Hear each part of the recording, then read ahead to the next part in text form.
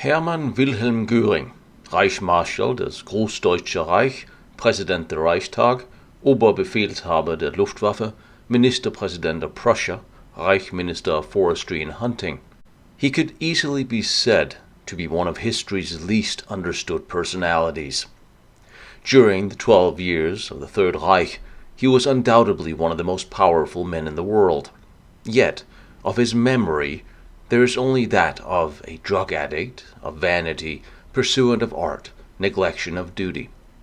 Constantly we hear modern historians wonder how such a man could obtain and retain such a powerful position. But to fully understand the man of war that he was, we need to understand the life that he led before. Many times in history he had been underestimated and written off, including by the judges at Nuremberg, who had simply been informed he was a drug addict who might even die of a heart attack before the trial. However, that is very different from the man they finally met when he took the stand and spoke up for his cause, keeping Judge Jackson on the ropes most of the cross-examination. However, let's begin at the start, at the flying ace and his earlier years that thoroughly defines him in ways most people no longer understand today. Hermann Goering was born in Bavaria on January 12, 1893. His father was a German colonial official and his mother a peasant girl. His godfather was Jewish, and researchers would trace his ancestral lineage back to 1659. His parents had married in London in 1885. His father Ernst when he was 56, and his mother Francesca, who was 20 years younger, a happy, flirtatious youth at the time. His mother was Catholic and his father Protestant. He was grave and tedious, as he was described. He already had 5 children by his first marriage, and would now have 5 more with Goering's mother. Before the future flying ace was born, his father had been appointed by Prince Otto von Bismarck, asked to be a colonial governor, first sent to London to study colonial empire management, thereafter sent to southwest Africa and later Haiti. During this time, his parents had 2 younger sisters and a brother, Ernst, Olga, and Paula. Fanny, his mother, would return to Bavaria in 1893 to give birth to Hermann in the Marienbad Sanatorium. Yet 6 weeks later, his mother returned to the Caribbean, leaving him to spend his infancy in the care of a friend of hers. It was only 3 years later that Dr. Goering, his father, brought Fanny back to Germany in order to retire. Later, Goering would recall one of his earliest childhood memories was that of an adult of whom he did not recognize, his mother, coming to pick him up and him fighting her off fiercely. His father and sister favoritized him over his brother Albert. Goering and his brother would later find themselves on opposing sides of politics of the day, but remained friends. In fact, Albert would later use his name recognition and his brother's influence to rescue many Jews from persecution. However, the two would remain close throughout, despite Albert never having made a secret of his antipathy against Hitler, but Hermann never made it an issue, and later hired him on as director of the Skoda Werks as he took it over. Hermann's godfather, Dr. Hermann von Epstein, an old-time friend of his father's, would have a lifelong impression on the young Goering. It is probable that Hermann had also been named after him. Epstein had a lifelong reputation for using his money to purchase his title, sexual favors, and prestige. He would become godfather to all of Dr. Goering's children. Epstein had a castle in Franconia. He too favored the young Hermann and would later pay his tuition for the finest military school, and in 1938 the castle would formally be deeded to the young Hermann. And Epstein and Goering's mother had been carrying on a very public affair for some 15 years, and rumor had it that Albert was actually his son. Epstein was rich, the castle finely decorated, all of which impressed the young Hermann growing up, and seemingly have inspired his lifelong interest in history and art. He never did take easy to formal education, far more interested in playing soldier and listened to his father's military friends talk of their exploits as they were visiting. He was confirmed in 1908 as a Protestant, and then sent off to a boarding school in 1905, which he absolutely detested, and finally left after 3 years there. Goering never played a team sport. He preferred singles matches such as tennis, or more manly pursuits such as mountaineering. He would always seem to find himself and take up a natural leadership position amongst his friends. Yet when his father entered him into Germany's best officer cadet school at Karlsruhe, much of this changed. He thoroughly enjoyed the military life, his crisp new uniform, and he changed from a boy into a man. He excelled at the academy, and in 1910 he proceeded on to the military academy at Groß-Lichtenfelde, the equivalent of Germany to West Point.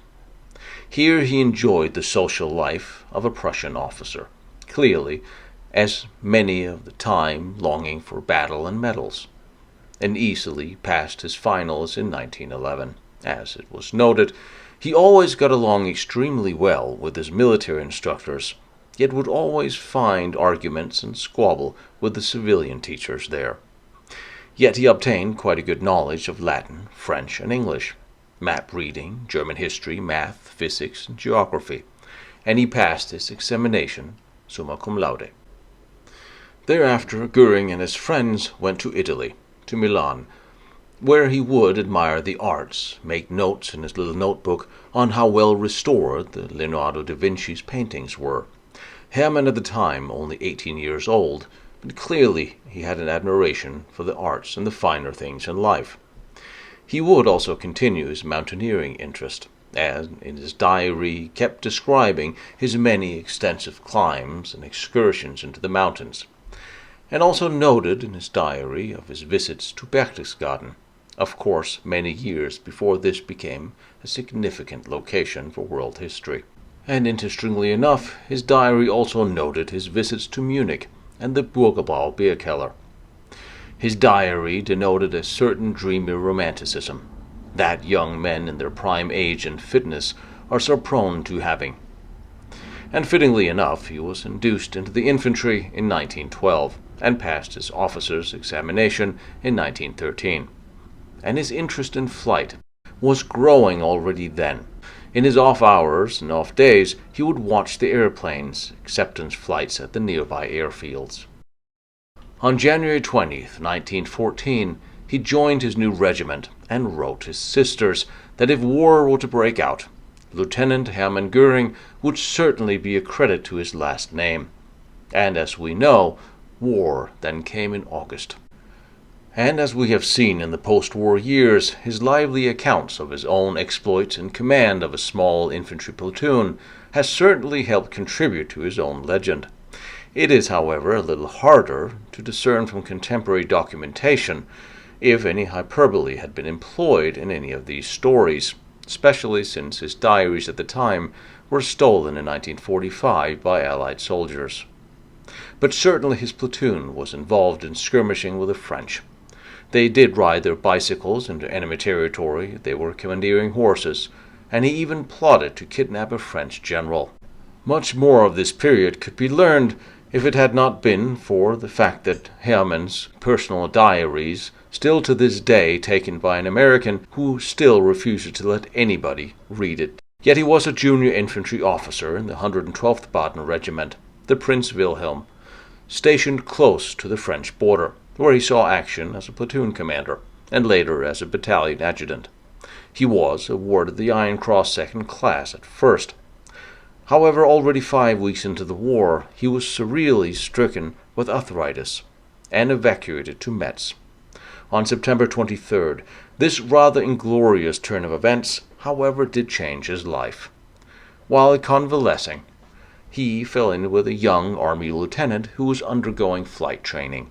They became friends as Goering was listening to his stories. He immediately applied for a posting as an airborne observer. This, however, was rejected, but this did not stop the young Hermann Goering. As he moved to Darmstadt with his new friend, Lorenzer, he started flying as his observer, completely oblivious to all rules and regulations. Yet he was now routinely being posted to the 3rd Air Reserve Detachment. From his records, we can denote that officially he was posted on October 28th to the 25th Field Air Detachment. By mid-February 1915, Goering and his friend Lorenzer was flying an Albatros, and they have picked up photographic equipment at Trier. Hermann had taken a rapid radio and signaling course, and their mission reports now gave both of them a first-class opportunity to frequently visit with the high-ranking officers, such as the Prince of Hohenzollern. And there are several mentions that Goering himself had taken reconnaissance reports to brigade or corps headquarters. After all, especially valued reconnaissance flights over the especially dangerous grounds, the 2 aviators were sent for, and personally decorated with the Iron Cross First Class by the Crown Prince himself. He commanded the 5th Army, and the Prince years later recalled the 2 aviators for their zeal and daring. By now, Hermann Goering was a broad-shouldered, handsome young man with a square jaw. He was good at his job, often brought clear, dramatic pictures of the enemy positions, their aircraft hangars, and the maze of enemy trenches. And he became a frequent visitor to the Royal Mess. And the 2 even managed, in their unarmored Albatros, to force down a British raider. He himself was now posted to the flying training school at Freiburg. He flew his first operational sortie as a fighter pilot on the 3rd day of October. This was a time where the life expectancy of pilots on either side was not long. However, a sense of chivalry existed among pilots, amongst the officers of opposing sides, and should an enemy officer be brought down in his plane, it was quite possible that he would be wined and dined in the mess for days after. On November 16, 1915, Goering was credited for his first official kill, a Farman. He was now flying a fighter, a larger 300-horsepower AEG plane. Fast, heavy-armed fighter with a superior climb rate, and he shot down another French bomber on March 14th, circling over the French bomber, forcing it to land behind German lines, observing how the crew was taken prisoner alive and uninjured. Slowly his kill score increased, all backed up by the appropriate reports. This went on until November 2, 1916. Being on escort duty for bombers, he took on an English Handley Page bomber. Without realizing its top cover of fighters, his plane was riddled with bullets, and Goering with 1 bullet lodged in his hip. Goering nursed his wounded plane, limped back over his own lines, and made a crash landing in a cemetery. However, this was not an omen, but he spent 4 months in the hospital recuperating. He was initially ordered to convalescent duty in Bobigny, however returned directly to the front line, claiming to his commander that he could not find the town on a map. The next recorded entry of Hermann Goering was in mid-February 1917. He was assigned to his friend's Bruno Lorenzer's 26th Fighter Squadron. Noted in his diary that he took care to follow up on the planes he shot down, the whereabouts and injuries to their pilots. On several more occasions, Goering had his planes riddled with bullets and had more crash landings, yet he walked away from all of them. And there was a great competition amongst pilots, then as there is now on all sides. And certainly they could all claim to be aces, and no doubt the competitive Goering craved the highest Prussian decoration, the Blue Cross, pour le mérite. But Goering was not there yet. At the time were Red Baron Manfred von Richthofen, the ace of aces, with 61 kills, at the time with Goering having only scored 15 official, and their fellow friend, who would later appear in history with them, Ernst Udet, his 14. But his injuries from the war were bothering him, and in 1918, in February, he was once again hospitalized, this time for a throat infection, and he was recuperating, right as Richthofen had been shot down in April. And Goering was passed over as his successor. He now had 21 kills. But on June 19th, Richthofen's successor was also shot down and killed, and Hermann Goering was formally handed the wooden cane that symbolized command of the famous fighter unit. But by now, the days of easy shoot-downs of their opponents were over. Tactics had changed. Planes were now better armored as the war ended, and the pilots' morale, however, was at their very highest. And of Lieutenant Goering, at the time of the armistice, he refused to turn over his equipment to the Allies, ignoring all terms of the armistice. He flew all of his planes to Darmstadt, and there released his men on the grounds of a paper factory, with an eloquent farewell address at the town's beer hall, in which he declared that our time will come again, and he left the field of war with some consolence that the very last Pour le Mérite medal awarded by the Kaiser had been awarded to him, something he would wear with pride for the rest of his life. Although now uncertain of his future, he would later return to his widowed mother living in Munich. As his father had died, an interesting note was that the British officer in charge of the local enforcement of the armistice terms, his name was Frank Beaumont, was one of the officers whom, having been shot down, had been extended the customary chivalrous treatment by Goering, and now returned the kindness in various ways. This most certainly made the transition from a wartime full of heroics to the sad reality of a post-war Munich, of a defeated Germany. Now, with little future in military aviation, he sought his luck and moved up to Scandinavia, where the German Fokker Company invited him to demonstrate their new planes in Denmark. He agreed, providing that he could keep the plane as payment, which was agreed upon. In 1919, the Danish government asked for his recommendations of aircrafts to their forces. His high reputation as the last commander of the famous Richthofen squadron carried him far. He would stage acrobatic displays with other fellow pilots, including one noteworthy episode in the Danish town of Odense, where Danish pilots had paid him 2,500 kroner and all the champagne he could drink for 2 days' worth of aerial acrobatics.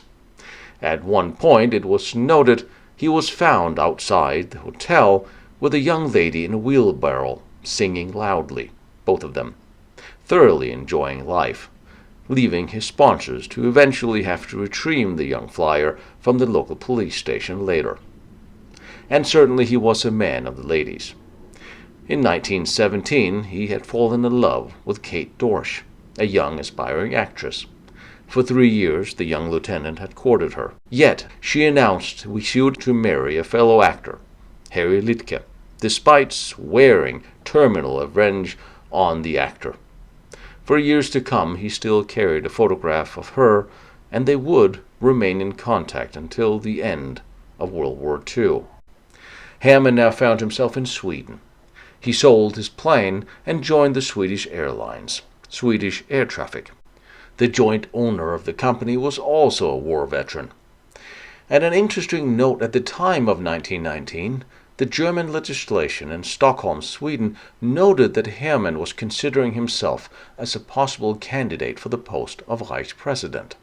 In 1920, he applied for demobilization officially from the army with the rank of captain, and a permission to wear the Air Corps uniform as such.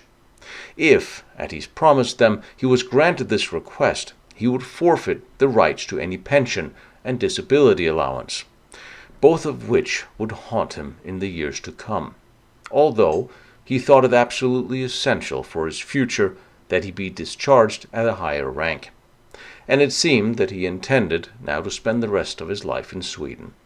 And certainly, with his looks and courtly manners, he was quite a success in Swedish society. Yet he was not quite over Kate yet. That until February 20th, 1920. When the wealthy Swedish explorer, Count Erik von Rosen, chartered his plane for a flight up to his castle. After landing in a blizzard, he accepted the Count's invitation to spend the night, always having had great love for castles. While being shown around the ornate, well-decorated castle, the cognac in hand by the Count himself, Goering's life was about to change in what we can all imagine to be a picturesque scene out of a movie, as in the chapel when Karin, Countess von Fock, glid down the staircase to greet the young flyer. She was 31, almost 5 years older than he, and the daughter of a Swedish officer. She was married, had a son of 7. But she was bored with life in general. Her husband, Nils von Kantov, was rather dull and older than her, and certainly he was no Hermann Goering. This was an almost instant, lifelong romance.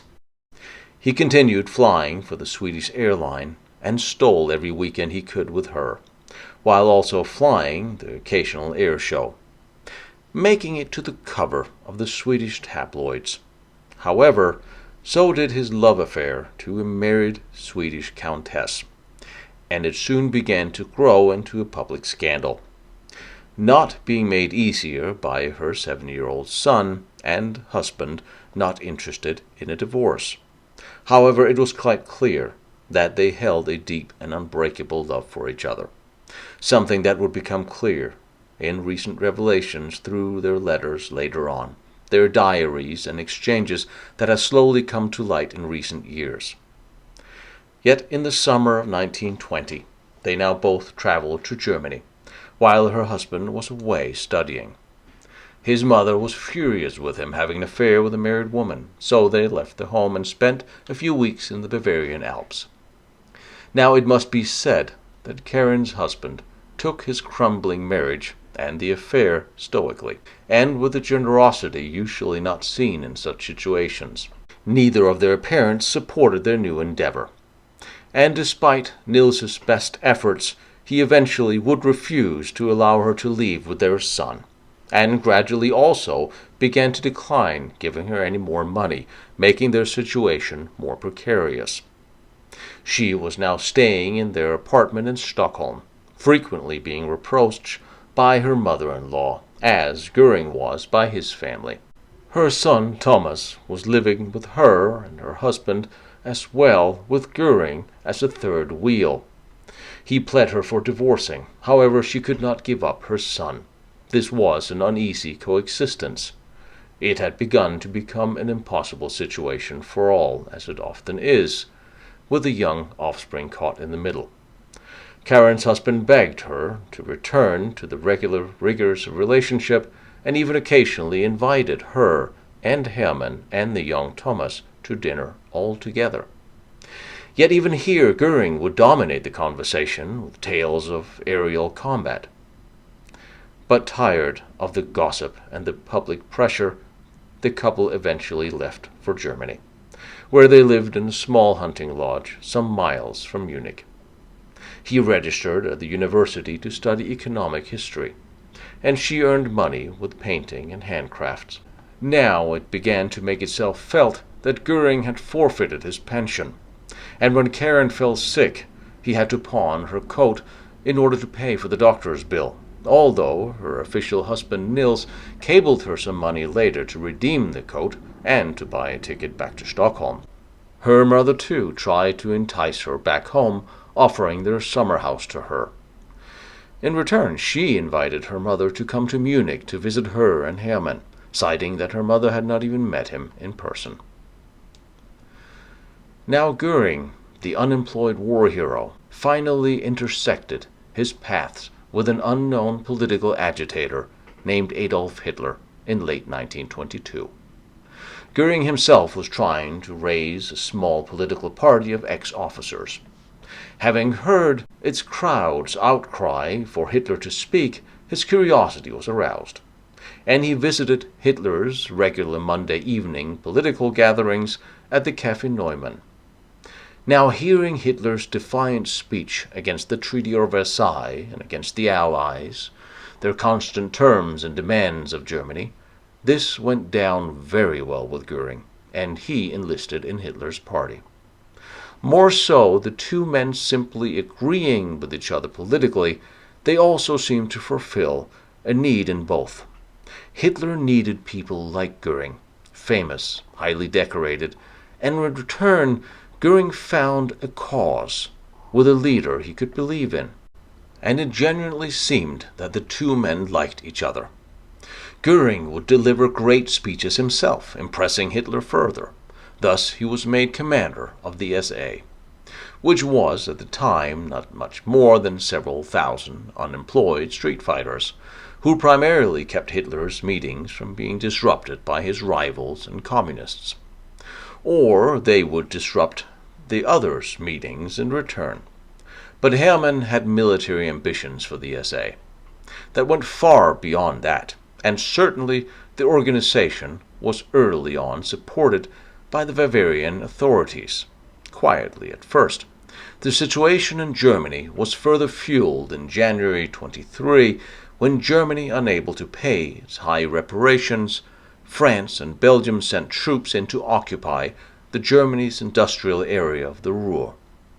Hitler's organization grew, full of former soldiers, patriots, anxious to take on the occupiers, those who would now seize German territory, and to evict the current German government, whom they saw as weak at best or in collusion with the Allies at worst.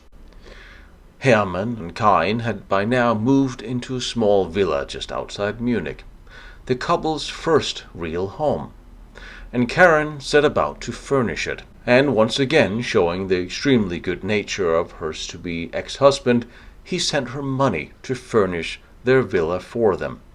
Her rooms with pink curtains, white fur rugs, quite in contrast to his quarters, heavy with carved dark oak furniture. That February they were married, quite possibly on the insistence of the somewhat prudish Hitler himself. Later Goering would tell biographers that they had married 1 year earlier. However, her divorce had only become absolute in December 22. His former comrades of the Richthofen squadron formed the Guard of Honor. But Karin's health was not always supreme. She would write her young son in Sweden that the climate there was not good for her, and that she had now married Captain Goering. She explained to her young son how happy she was, hoping he would not be too upset with her. On the front lines, Goering had armed and enlarged the SA, working together with military, police, and Bavarian authorities, tacitly, and they were receiving military training clandestinely. There was also an indication that in May the army would begin operations actively against the French occupying the Ruhr. Yet Hitler was against this, citing that staging an attack against an external army before the domestic political issues had been clarified was meaningless, and not to undertake such action without first getting rid of the feeble central government in Berlin, as he saw it as pointless. Yet people like General von Lossow paid no notice to him. Yet to those who ruled Bavaria, Hitler had not yet impressed them. In fact, during one of their outings, Goering had been seen giving him pocket money, and in fact, Goering and his wife invested quite a lot of what little they had of money into the party.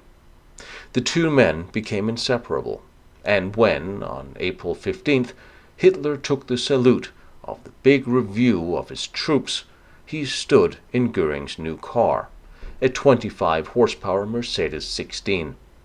Thousands of SA men would march by, as Karin would write her son proudly how Hitler had embraced and thanked Goering afterwards. Yet during this time, the party in Berlin had gotten cold feet when it came to actual action against France, and the general who had previously promised support for them called in and collected the army's weapons, those they had previously allowed the SA to carry. This was a slap in the face. Goering was disgusted, citing that an officer never breaks his word. Even worse was to come when in August 1923 his widowed mother died. This was a heartbreak in his life, and he now committed himself wholeheartedly to the National Socialist movement and to Karin. On August 24th, Hitler issued to him the first supreme authority to act on his behalf. It was hard work, but Goering thrived, and he worked hard, diligently, and long hours. He barely had time for supper with his young wife, before Goering went to bed, only to rise a few hours later. But urgency seemed the watchword. Inflation was devastating Germany, and Hitler and Goering, along with all of their assaymen, were restless for action of any kind, yet Berlin refused. So, with some envy of Benito Mussolini and his recent march on Rome, the two men hatched a great plan to raise all of the Bavarians for a march on Berlin. Communist revolutions have broken out in several regions north of Bavaria. Hitler offered his troops to support. However, as these dramatic events unfolded, Goering now found himself preoccupied that Karen had contracted a lung infection, and his mother's funeral, and had to return to Stockholm, where heart problems forced her into a nursing home for a while. Yet he remained at Hitler's side. Yet their correspondence was ongoing and constant, including him writing her mother praising her for caring for his Karen. Her mother in return replied by sending him 20 gold crowns and a food parcel. Still sick, however, she returned to him a few days later, but she was now bedridden. Weapons were being cleaned, alliances were being solidified, and the march on Berlin came closer. General von Ludendorff agreed to march at their head, next to Hitler. Hitler had tried to reason with the Bavarian police commanders and military units alike that Germany was best served under a military dictatorship under Ludendorff. Yet it met with a lukewarm reception, although assured by Hitler that not one single German soldier would open fire on Ludendorff. Although the alliances were sometimes lukewarm, Hitler decided to forge ahead. Goering's wife was still in bed with pneumonia on November 8, 1923, when Goering knelt at her side, kissed her, sighing that he might be late that night. Thereafter he drove downtown in his Mercedes. He had not yet told Karen what was coming, sparing her the worry. The full details of the putsch is for different episodes, but initially things appeared favorably. The young Heinrich Himmler was at his post, guarding a roadblock. Ernst Röhm had taken his objectives, and Goering, with fellow World War I flyer Rudolf Hess, had taken a dozen Bavarian ministers as hostages in the beer hall. However, all was not well in the night. On the 9th, it was becoming clear that the putsch had failed. However, Goering urging Hitler to retreat and regroup south of Munich, but Ludendorff would not hear of it, urging this was the time to show that they were worthy of leading a nationalist movement. Hitler went to speak to the cadets and his men outside the beer hall. Thereafter they sent armed men into the city to requisition funds. They seized 14 billion Reichmark from the Jewish banknotes printer and gave them in return a Nazi receipt in exchange. These were desperate times seeking desperate measures. Yet later that evening, when Hitler heard that one of his squads had ransacked a kosher grocery store during that night, he sent for the ex-army lieutenant who had led that raid and dismissed him on the spot from the party, banning him from all other parties, citing that he would make certain no other nationalist unit would allow him to join them either.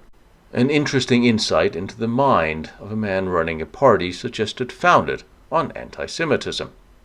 Yet thereafter they marched off, and initially the police would not open fire on the marchers, as they were singing the national anthem, Ludendorff and Hitler, Goering in the front.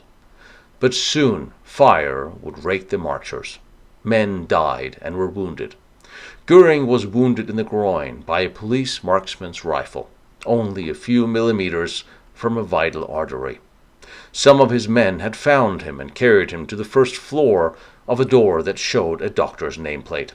The people on the first floor, however, had refused him help, but an elderly Jewish couple living upstairs had taken him in and given him first aid, whereafter they helped carry him to the clinic of one of his friends. Karen was sent for and began to plan his escape. She took him by car out of Munich going south, where he initially hid in the villa of a Dutch sympathizer. planning to leave the country. Initially, they tried to publish 2 obituary lists, including his name, to draw attention away from him.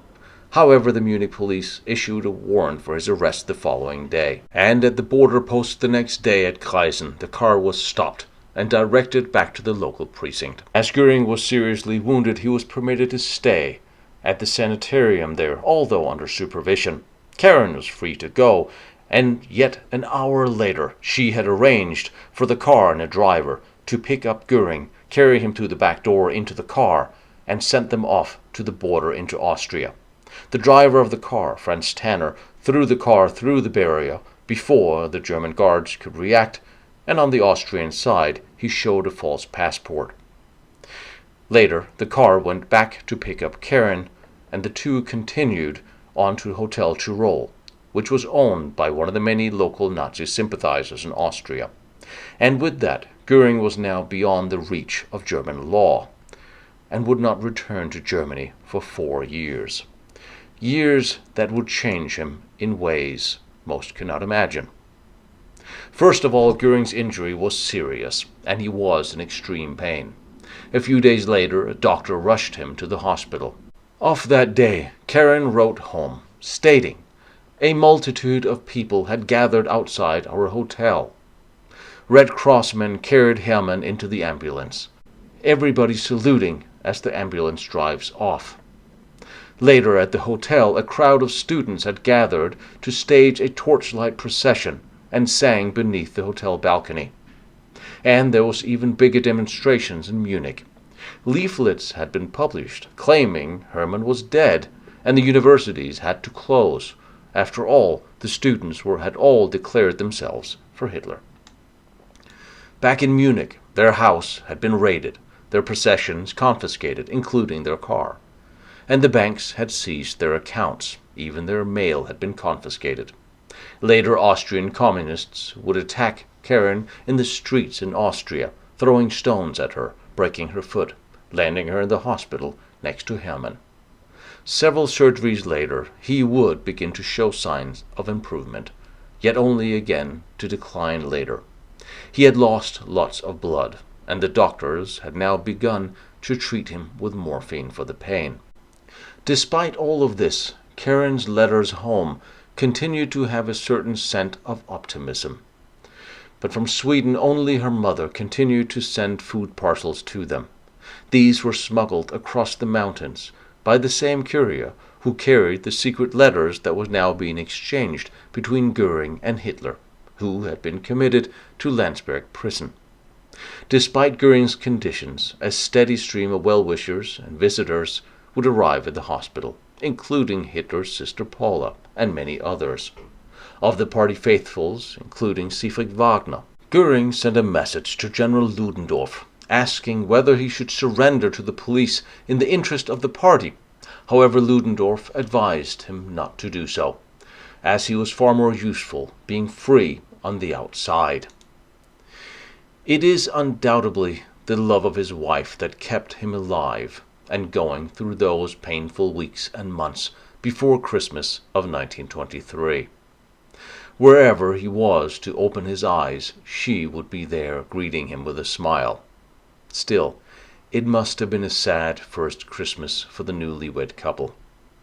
And although the local SA troop in Austria had sent over a small Christmas tree with candles, Goering was a very sick man, and they were now alone at the hotel, as all the other guests were now home elsewhere celebrating Christmas. Most certainly they both longed to be back in Sweden at this time. Certainly she did. But her letters noted something else. Hermann was a changed man. His whole being appeared to have changed. He had lost everything, and had been betrayed as well. Along with the party, he was bitter, angry, and in pain.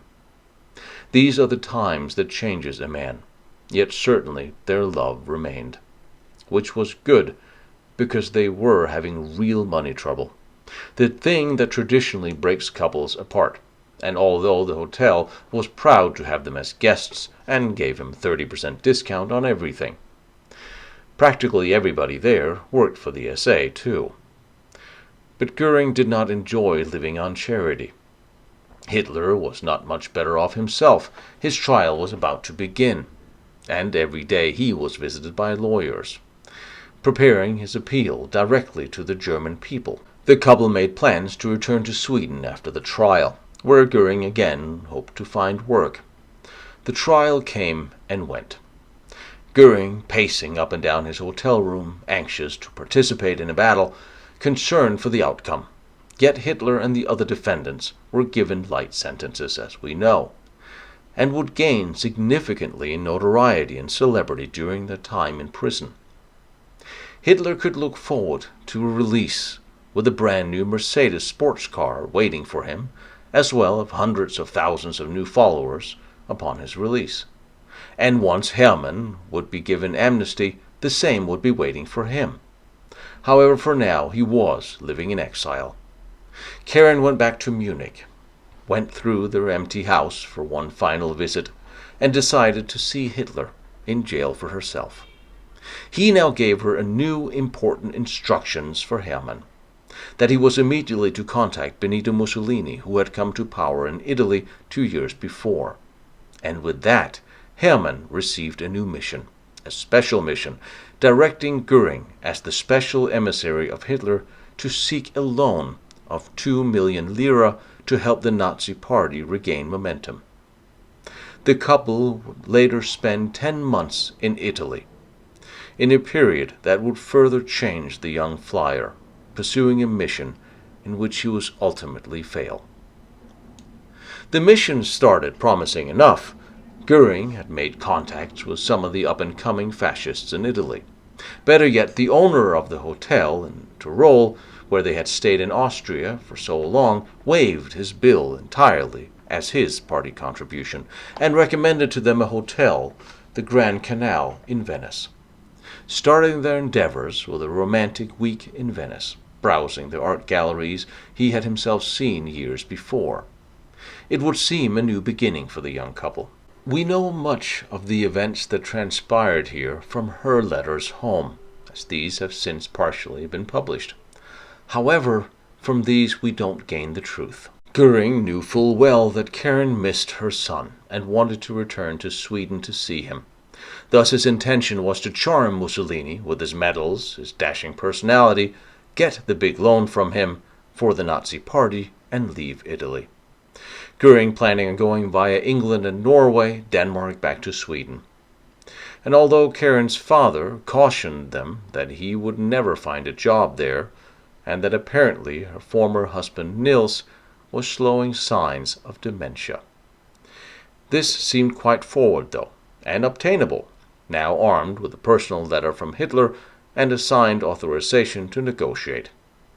Goering soon found that Mussolini had no inclination whatsoever to receive him, and indeed, why should he negotiate with a German political movement official, one that had just been defeated?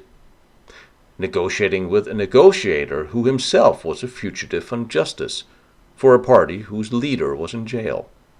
As time went on, the Goerings moved into a cheaper hotel. From here, Goering could observe the fascists of Italy celebrate their great election victory.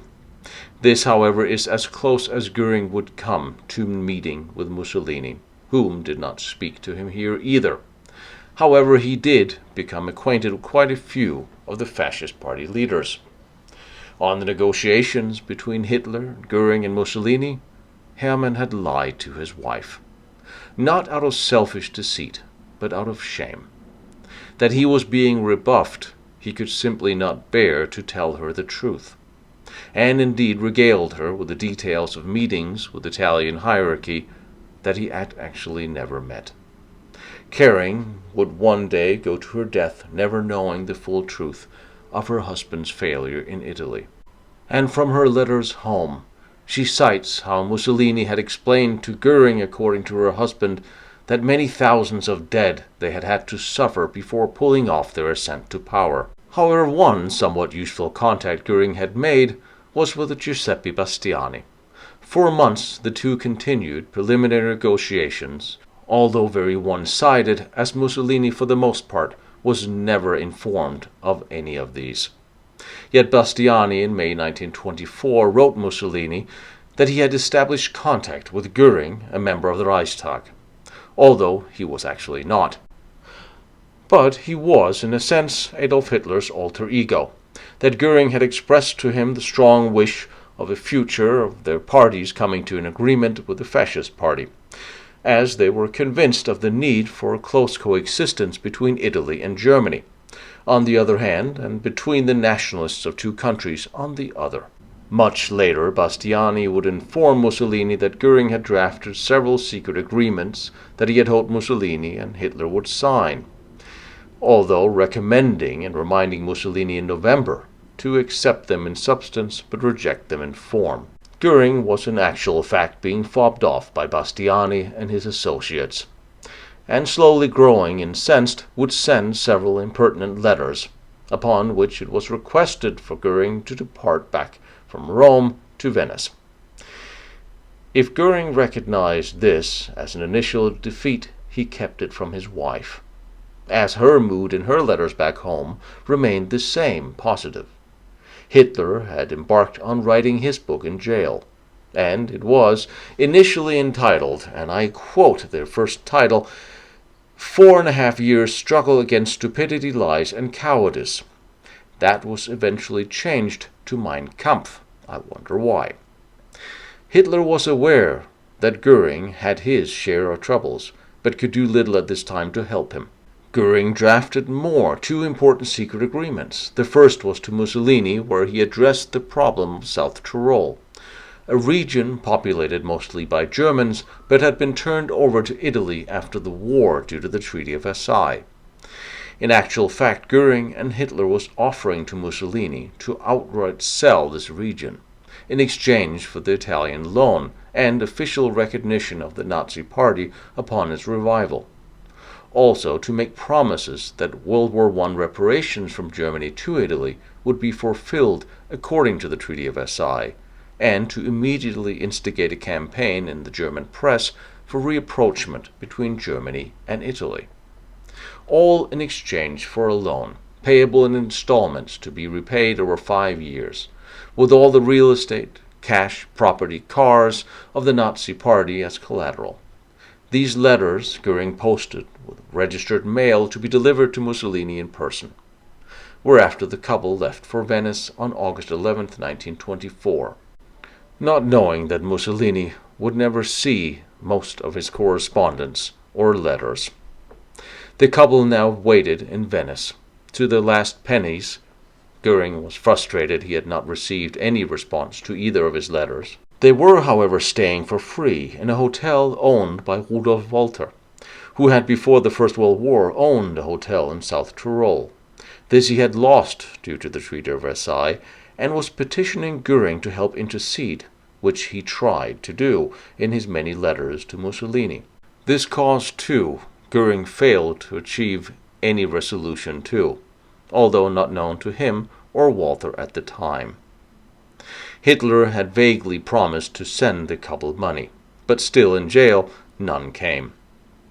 Karen gullibly had to write her mother, begging for more money herself. Trying all avenues of diplomacy, Goering had himself written all of his Italian contacts, offering himself up to help should any showdown come against the communists of Italy while he was there, placing himself at the disposal of the Italian Fascist Party, continuing as well to write both Mussolini and his other contacts. He was most certainly becoming embittered by the lack of response, and he was now towards the end of his wit, requesting from Bastiani and others some proof of Italy's sincerity, but again no response came, and once again their thoughts revolved around emigrating back to Sweden. He was searching for a job there, while she was looking for a place for the couple to live. They were now considerably poor. She was begging her parents for cash, while Hermann would work whatever odd jobs he could around Venice. But their German friends would look the other way, and Ludendorff wrote him that he knew Goering would find a way to fight through, but gave him no help. This was harder, given his worsening physical condition. That also made it hard for him to find employment. Goering would write Hitler about the seriousness of their situation. Clearly, Goering was hoping Hitler would make them whole again after his release and the book sales had begun to come in. It can certainly be said that Hitler came out of the putsch far better situation-wise than Goering and his wife. And certainly he knew this full well. And it undoubtedly played a large part of the future as it developed between the two men. Both Goering and Karin were certain, however, that Hitler would not forget, and in this they would both be proven correct. Karin's letters home described clearly their financial dire straits. They had pawned or sold most of their possessions by now, and barely survived on the little money her mother sent them. Her father had warned that they should not return to Sweden without him having a firm job, who in turn had applied for a job with an air transport company in Stockholm.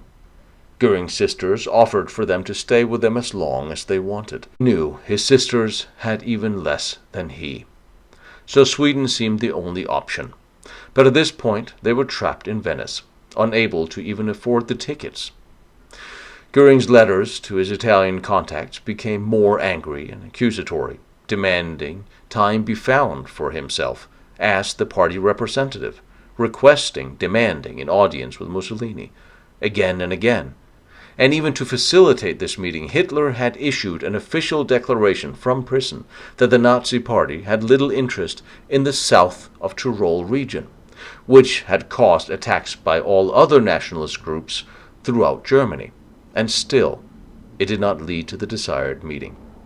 Painfully, Goering wrote Karin's mother an emotional letter begging for the funds that they could return to Sweden and see their extended family once again and start a new life. Her mother acquiesced and sent the money. Yet before they left, Goering dug in his heels one final time and took one last try at the Italians, citing the damage to the party after Hitler's declaration, which had been made in good faith in order to facilitate the meeting. On the dawn of Christmas 1924, Hitler had been released from prison, and Karin had been sent to Munich to ask for funds for the couple's survival. In Italy, Goering had abandoned all hope of any secret agreement with the Italians. But Hitler, too, had little money at this time. He was still waiting for wealthy donations and from his book sales to come. It had yet not been published, and it would be 3 more months. But certainly Karin spoke her husband's cause to him, detailing to Hitler how hard he had tried and worked on negotiations with the Italians. Through her letters, we know of how she advised Hermann on how best to approach Hitler, especially on the ideas that the couple would be relocating to Sweden, something that might not sit well with the National Socialist movement. Although Goering had not been honest with her on all the evolutions of his dealings, she appeared to be quite savvy in her appraisal of their situation. It was now painfully obvious that Goering had been dealing with Italians who had little interest in introducing him to Mussolini or speaking his cause. However, he tried, with sugar and spice. With the occasional vague promise given, in mid-February he was still in Italy with Karin in Munich. And throughout this time, we must not forget, he was still suffering from pain from his injury, and administering injections of morphine himself, which may certainly not have given him the clarity of mind needed to navigate the foreign policy waters. But it would appear that upon the resurgence of the Nazi Party, after Hitler had finally solidified his power once again out of jail by ousting all other contenders, Bastiani actually did forward the previous 8 months of correspondence to Mussolini, and recommended to him, urging him to grant Goering an interview.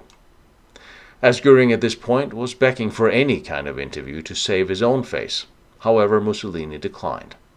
And that spring, defeated in his task, Goering scraped together enough money to leave for Sweden. Karin had sold their villa there also and found a small apartment for them in Stockholm.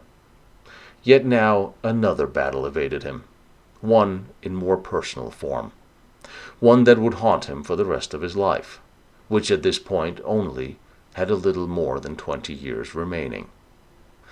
The downfall of many great men of history have been that of opioids and addiction. And one must fully understand the change a person undergoes once addicted to drugs. Certainly Goering never set out to be a heroin addict, but it was the result of his usage in order to handle and control his pain caused from his injuries and wounds. Once physically forced into a morphine addiction, he already was a changed man. This would change him further. In Sweden, Karen's family were shocked upon seeing her once handsome husband, now overweight and short-tempered, almost violent given his usage. He was almost unrecognizable. Yet he was aware that his addiction, and admitted as much to Karen's friends and family, and he was clearly trying to fight back. He was aware that great tasks lay ahead of him. But she too had changed. After the couple's ordeal, she too had become a little mystical, and even took up palm reading of friends. People mention a strange aura over the couple. Yet very much in love they were. He worshipped her clearly, and she took charge of daily affairs. And here begins the first rift between Hitler and Goering, whom had written Hitler about assuming command of the SA once again, and once his ban was lifted. Yet Hitler had responded the SA was his own business, whereafter Goering had reminded him and the party of their indebtedness to him. This ingratitude embittered him further. He blamed the people around Hitler than Hitler himself. As he noted to friends at the time, to this day they had not received a penny from Hitler or the party, only empty promises. He had initially taken a job as a pilot with a new company, yet it only lasted a few weeks, quite possibly as his drug addiction was discovered. An expensive habit in itself, and Karen's funds was running out. She once again had to be hospitalized with heart trouble and tuberculosis. They pawned their remaining furniture, and her sister sold her piano to pay for the medical expenses, and sadly also to buy more morphine for Hermann. His addiction was not a secret in any way, and he was declining. Conscious of the need to lose weight, he took up walking. Yet his temper, induced by his drug use, at times caused Karen to flee with her son to their parents. He even threatened suicide at times. Finally, their family physician recommended he should enter a drug rehabilitation clinic for at least a month, and he voluntarily registered on August 6, 1925, to the Aspudden's nursing home, and initially all went well. He wrote of looking forward to regaining his former health and figure by climbing mountains once again, quite well aware of his excess weight. His zeal for life slowly began again. Yet then he suffered a violent relapse, and Karen herself signed the necessary papers to have him committed to a lunatic asylum. After his violent outbursts, breaking into a medical cabinet, taking several shots of Equidol, threatening the nurses, who helplessly watched on. His moods later calmed and quieted, and his medical journal clearly shows in detail how he was going through withdrawals, the trials and agonies of detoxification of narcotics.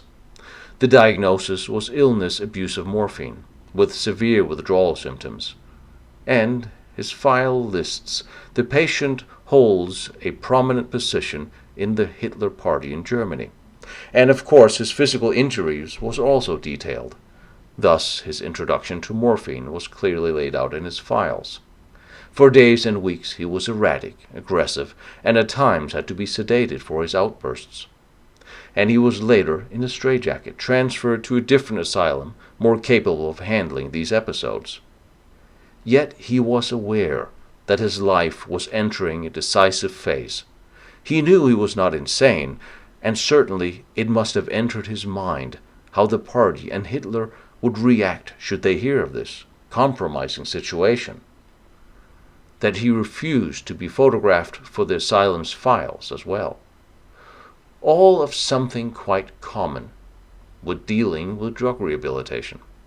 He fell back into his role of a German officer now, and he began to obey his medical orderlies and doctors. And by October 7th, his trials appeared to be over. He was discharged with a certificate signed by the doctor affirming that Captain Goering had been admitted on his own request and did not show any signs of mental illness, nor any symptoms of any illness of this kind. This piece of paper may have been worth more to Goering than any of his famous war declarations, and he would keep it as a reminder for the rest of his life. He now returned to their little apartment, no longer suffering from outbursts or mood swings. Karen's son now often came over once again. She petitioned her ex-husband for full custody, as her young son was not doing well in school and she was not happy. Yet this was denied by the courts, who found neither of the couple particularly capable, given their previous situation and ordeals, for caring for a son. Planning for an appeal, she persuaded Goering to return to the hospital the following year to complete the withdrawal course, which he did, and were certified completely cured of the use of any and all opiates. They then petitioned the court, reminding them of his former wartime heroics, and declared himself willing to submit to any and all medical and physical examination. Yet the court still refused to grant Karen sole custody of his son Thomas. And during this time, his name had been scratched from the membership register of the National Socialist Party in Germany, seemingly having no more time for him. Yet during this time, little is known of the correspondence, if any, between himself and Hitler. Then finally, BMW Motor Works in Sweden offered him a job, selling airplane engines in Scandinavia. But already in January 1927, he returned to Germany holding a job for a Swedish automatic parachute company, with Karen remaining in Sweden. The notes of this time strangely indicates both of them were afraid upon departure that they would never see each other again. Back in Germany, Goering's lot had not improved. He had been blackballed by the veterans of the Richthofen Squadron over allegations about his war record.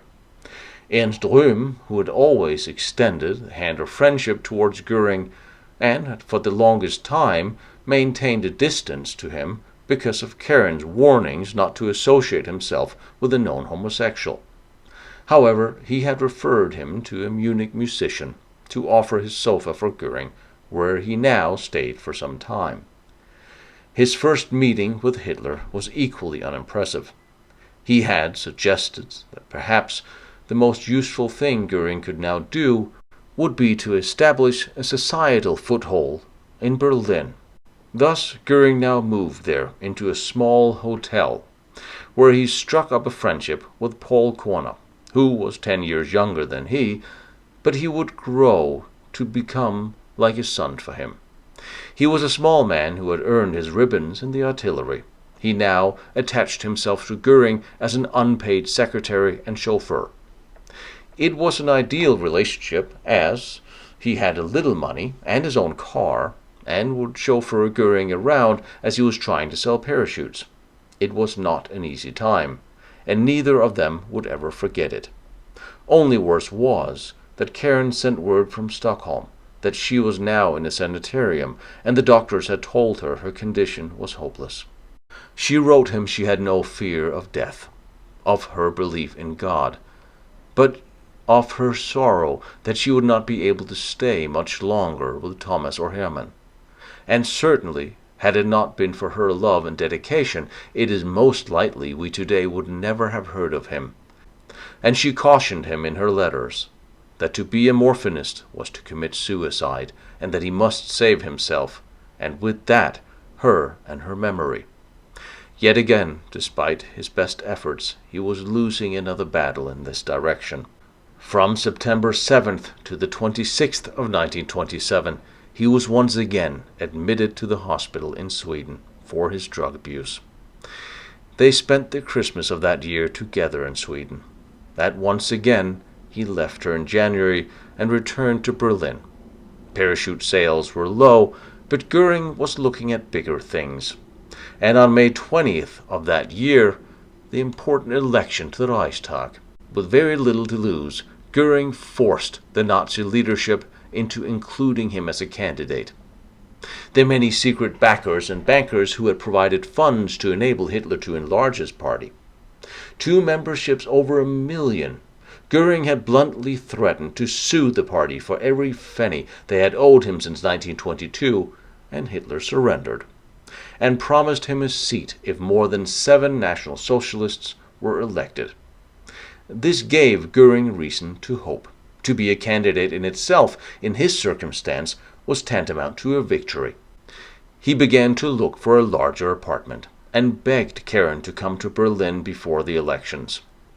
She arrived in mid-May. He had rented a little apartment in Berchtesgadenstrasse, and 3 days before the election he carried Karen into the large corner he had decorated for her, with its balcony bathed in sunlight. She was a sick woman, but her condition fluctuated. Yet she was happy to once again be united with her Hermann. They dined in fine restaurants, awaited Sunday's polling day. The communists, as for what was now traditional, countered with street protests, street fights, pitched battles, dead and injured.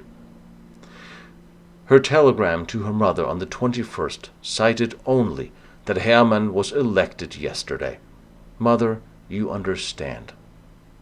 In fact, the National Socialists had won 12 deputies to the Reichstag, and Goering was in, along with a guaranteed income, and newfound influence, and newfound friends. Karen wrote her mother how awful it was to see all of those who had ignored them and kept them away during hard times, to now see them come and assure him how they had always had believed in him. He was now earning 500 Reichmarks a month as a deputy, and 800 more as a speaker for the party. And that was just the beginning. Now, finally, their poverty was at an end. They could begin to pay off their debts, their doctor's bills, and slowly buy back the things they had had to pawn. Karen's furniture began to return to their little home. On June 13, 1928, he took her along to the ceremonial open of the Reichstag. But they were only 12 deputies, facing many more socialists and communists, all wearing uniforms with the Soviet star emblazoned upon them. Yet Goering moved fast. Immediately he claimed that Nazi Party's transport portfolio. Certainly he was aware that the General Staff, despite the Treaty of Versailles, had long been looking forward to an aviation effort, and the government subsidies to Lufthansa airline had played quite a large part in this. Lufthansa's director was now Erhard Milch, a former comrade.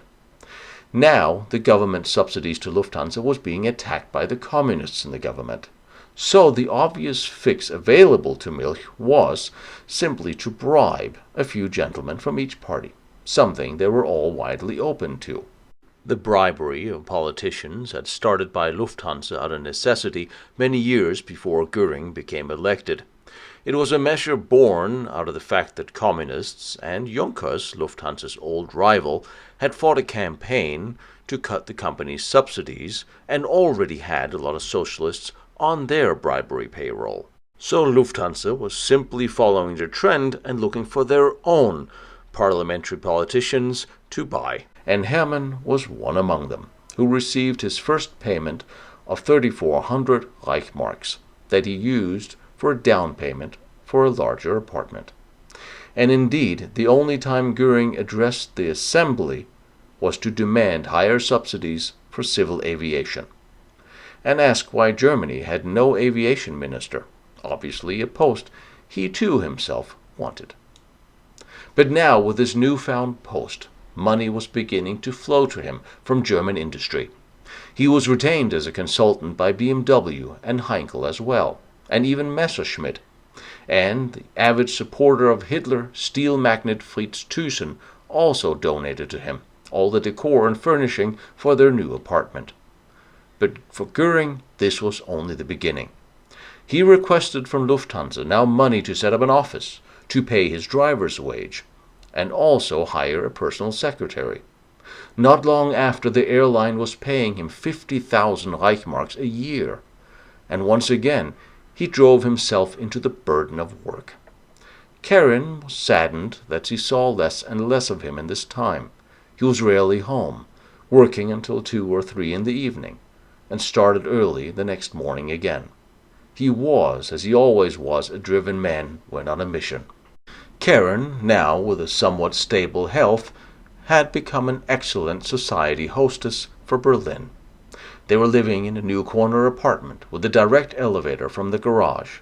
Their guests regularly were those captains of industry, and of course from Lufthansa. But personal business, office aside, he also threw himself behind the party's recruitment campaign, speaking to students of all Berlin's universities. Most of the students had already enrolled in the National Socialist Party ranks, but he was hoping to convert the rest. He was speaking in Nuremberg, in East Prussia, and Berlin, and he was learning a lot about the procedures of government. And with the majority of Social Democrats and Communists in the government, the wealthy industrialists of Germany willingly paid his price once they found he had their interest deepest at heart. New donors were men like the coal magnate Wilhelm Tegelmann and, of course, Thyssen, and later Milch would explain that Goering had been hired as an advisor, in the American sense of the word, appointed commercial director of Lufthansa, in July 1929, as living a life on bribery could simply not continue, as he pointed out to Goering, especially if he had hopes of rising to higher positions. More importantly, something Goering welcomed and understood. Now the veil of secrecy had been lifted, and he could work with greater freedom. Yet he was not even at this time a member of the Nazi Party, and Hitler had indeed requested him not to join just at this time, along with others such as Rudolf Hess, as they would be more useful working with discretion. Thus Goering never officially held a Nazi Party post, and he never would. But Hitler placed him onto the stage of politics, that he might win over Berlin's high society, while Joseph Goebbels, the Gauleiter of Berlin, would fight the battles in the streets. And certainly the high society Goering and his countess wife easily drew in. And both of them would individually and together charm many into joining the party. And she would proudly write her mother of their endeavors and their support for the movement. And they were winning people over to Hitler's cause, and during public speeches, the now 4 million unemployed thunderously applauded him, always with his blue Pour le Mari slung over his dark brown leather necktie. Later this summer of 1930, she once again took seriously ill and was admitted to hospital. He took her son under his wing firmly. Yet the campaigning continued, and on the following elections in September, the party won now 107 seats in a landslide, bringing with him the young Thomas to congratulate Hitler, and himself speaking to the crowd from the balcony enthusiastically. One can only imagine the private life of a politician, popular and driven, and time constraints this puts on private life. Thus, sadly, at this time he had not seen much of Karen that summer, though later the doctors allowed her to go home, reluctantly.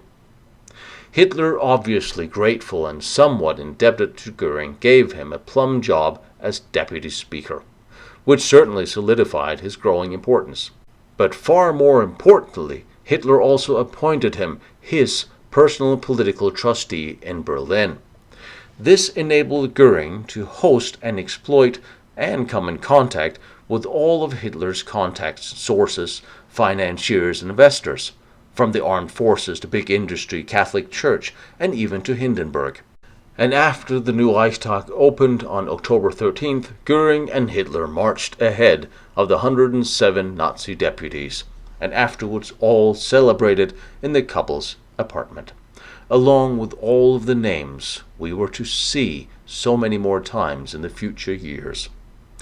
Indeed, Hermann Goering's life had finally turned around. His political career and future all lay promising ahead of him. Yet the failing health of Karen, still the most important part of his life, would forever mar him. She was prone to fainting, and would for days lay in bed with fevers, thin and frail.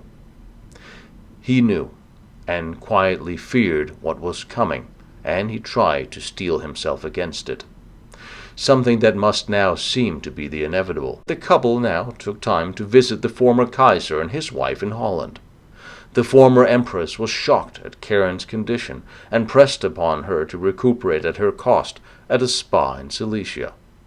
The 70-year-old Kaiser and Goering argued, debated, and talked into the nights. Neither one meant once to give in to the other's argument, much to the amusement of the women round the table.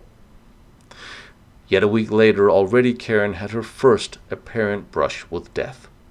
The Berlin doctors could, for a minute, not find a pulse or hear a heartbeat. As the doctors was injecting her with stimulants, he knelt and prayed. Afterwards, she would recall hearing the doctors announce to him that it was all over. She had felt them opening her eyelids, but this was not her time. Her son wrote in his diary that had she died at that moment, Hermann most certainly would have broken down completely.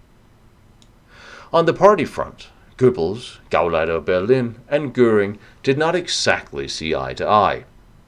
Goebbels thought Goering flamboyant, banking on making deals, while he himself only thought they were going to obtain results by consistent, hard work. Yet Goering was dealing on many levels in the city, and behind the back of the government as well, including now with the Italians with whom he was negotiating, and to whom he was leaking secret proceedings documents from the Foreign Affairs Committee. It must have been with some satisfaction, as Goering now traveled back to Rome in May 1931, and no longer had any difficulties in seeing Mussolini in person. Very different from his previous humiliating 6 years before. For 3 weeks he was also a guest of the king and all of the influential Vatican scoundrels, as he would write to Karen. Hitler had sent him specifically to meet with the Vatican to ensure the Pope that the National Socialists had no intent against the Catholic faith, although the Pope himself did not wish to meet with him at this time. Karen, back in Germany, was at the Altheide Sanatorium, and for the last time she wrote her mother in July 1931 a letter expressing some hope for her own recovery, excited that Hitler had given them a wonderful new car, as he always felt bad that the Bavarian authorities had taken theirs in 1923. As she would reminisce, this was a personal gift from Hitler, paid for by the royalties from his book. While she was facing the twilight of her physical life, he had, in effect, been born again. He had beaten his addiction. He was on the very threshold of obtaining near absolute powerful position, owing it all to her. And in August, the couple set off in their new Mercedes to tour Germany and Austria. She could watch him signing autographs wherever they went.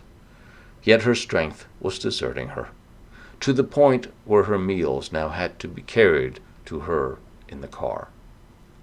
Suddenly and unexpectedly, on September 1925, Karen's mother passed away, and she, against all warning of her doctors, returned to Sweden for the funeral. Being driven there by their new chauffeur, Wilhelm Schultz, by the time they made it, Karen's mother was already in the ground. This would be the very last time Karen's father, Baron Karl von Fock, would ever see his 5 daughters together again. The following night, Karen collapsed from a heart attack, and once again Hermann was told these were her last hours. She no longer had the will to live now that her mother, too, was gone. But she lingered for several days, with Goering sitting by her bedside, wearing a red silk dressing gown, and Thomas sitting bleak in the dark corner of the room with tears in his eyes. And as if misery does not seek company, President Hindenburg, now in Berlin, demanded to see Goering back in Berlin, along with all other Nazi leadership, requesting they form a new government. Alas, the useless Brüning was no longer up to the task of leading Germany. And with a new crisis at the door, with over 5 million unemployed in Germany, Yet Goering stayed for a few more days at her bedside, now with a conscience most certainly torn between duty and his desire for the love of his life. She was ready to depart. She had felt unable with him there, and once she learned of the telegram summoning him to Berlin, she urged him, demanded him to go, asking her sister to help him pack immediately. And on October 10th, Goering and Hitler were shown into President Hindenburg's room for the first meeting of the future Germany. Yet nothing had come of this at this time. During a forced vote of no confidence in the sitting government, it survived, but only by 25 votes. Still something to be celebrated, it could most certainly be seen as a victory for the small party. However, for Goering personally, this day and on forwards, his life would forever experience a permanent void. His Karen had passed away that morning at 4:10. Thomas, her son, would later recall watching him weeping uncontrollably over her open coffin in the chapel. The very chapel where their love affair had originally begun, the place they met first. Years later, Karen's niece Brigitte asked him outright how his megalomania began. One can only wonder how that came up in any conversation. However, she recorded his response, that was serious and calm, had not taken any offense, citing it must have been for him when she left her family, everything she owed, even her own son, to follow him to Germany, where he had no position, no money, no means of offering her any secure future. She had to sell her home and property, furniture, heirlooms, simply to support them. This is where he recalled something had snapped inside him. Quoting from that moment, Goering said, "I determined to do all I could so that my Karen could live as well as she had before and better." But how does a man replace such a loss and such a debt to such an amazing woman, who supported him through all of the worst adversities imagined? That their love was genuine and real, there's no doubt, through their letters, writings, the memoirs of her son. But now life would change for Hermann Goering. It would never quite be the same. And how could it? It would be impossible to understand the man he was to become without recounting his past, his trials, and his losses, and his lost love. Yet this is the story we hardly ever know of the man. We know this was certainly not the end of his drive, but the beginning of his public story, his journey with Hitler, politics, money, history, art, and death. Behind me is Vanna von Braun's first test stand. Down the road is Dietmar's nuclear reactor. Over there is the Maginot Line and all its amazing forts. I'm visiting them all and I'm bringing them to you. So I really appreciate you like, follow, and share what I'm doing, trying to document all these important historical locations. And if you feel like you want to watch more pictures or documents that I use for these, go to lostbattlefields.com. And if you feel like helping me out with my travels, because gasoline and travel and airfare is expensive, my PayPal is there, protectionserviceinc.com. You are more than welcome, but you don't have to. I appreciate all your support and all your help, and I love seeing these locations, and I love bringing them to you.